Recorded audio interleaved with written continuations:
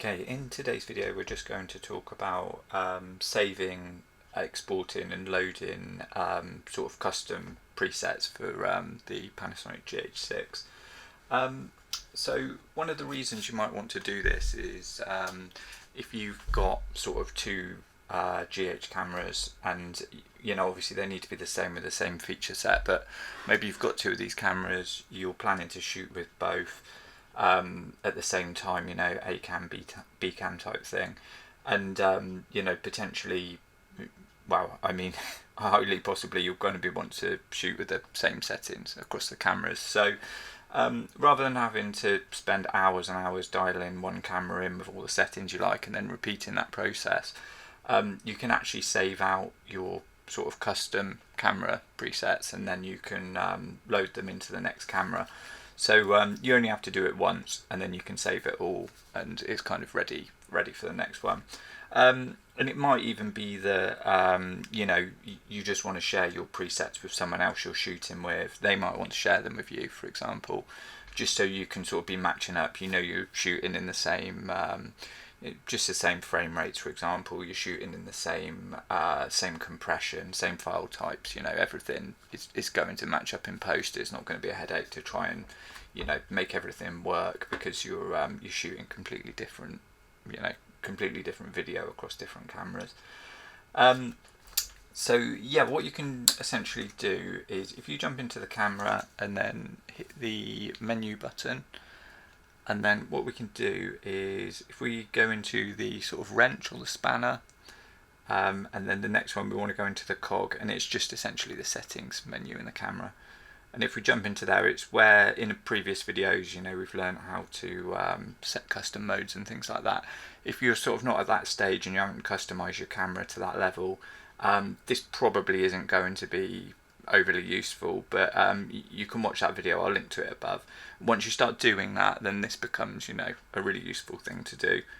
And then what you can do, if we jump down into save and restore camera settings, what we can actually do is jump into this, and then we've got 4 options there, and then we can do if we jump into save, and it gives us the option. I've got 2 cards in. I've got a CF Express Type B and an SD card, so I've got the option of which slot to save it to. So if we just say we'll save it to the CF Express, and then this is essentially the custom name for it. So it's called camset 1, so camera settings 1, obviously, and then as you sort of add more and more, it just increments the number. So you have camset 1, camset 2. If you, for example, are somebody that you maybe want like a simplified custom set for each kind of job you do, so say you're doing HD shooting for one client, and then you're doing 4K shooting for another client, or you want to do one all in open gate because maybe it's for social or something like that, as well as being for other mediums.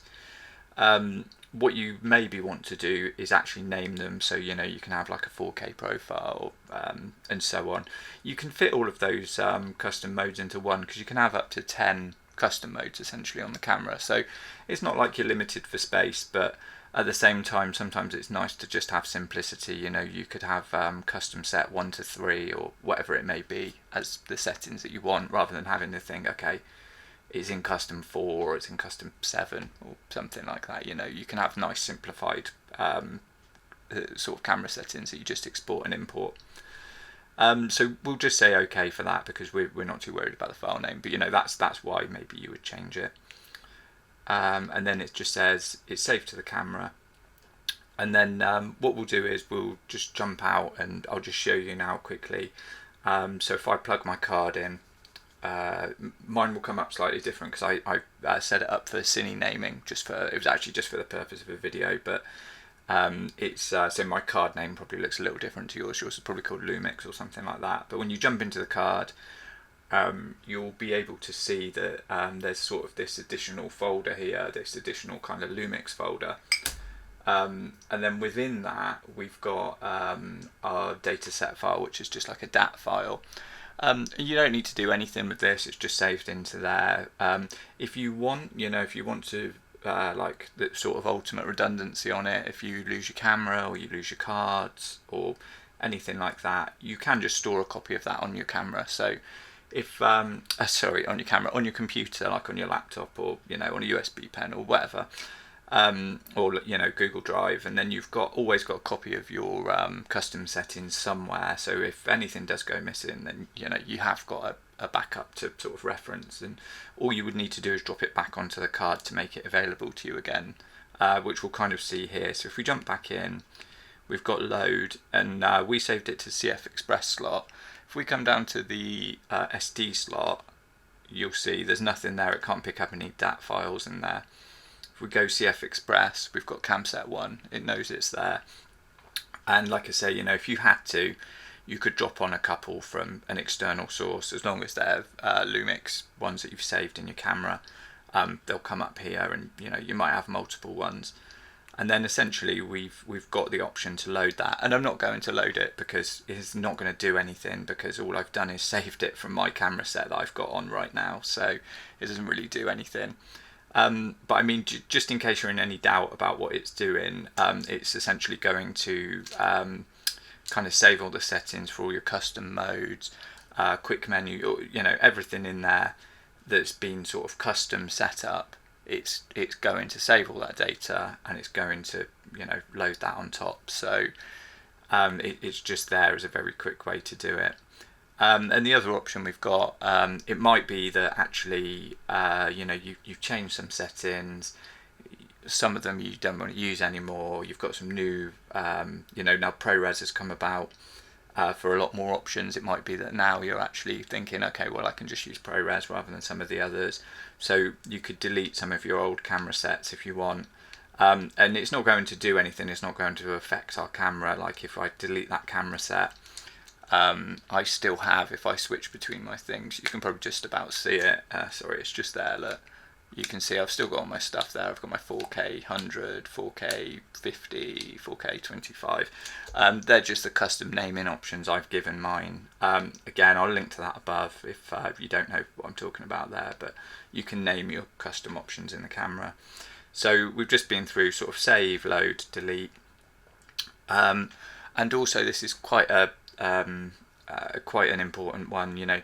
If you're say somebody has given you this file, or you've only got one backup of the file and you've changed a load of stuff since then, this essentially, when you're formatting the card, it's the option of whether to keep the DAT file or not.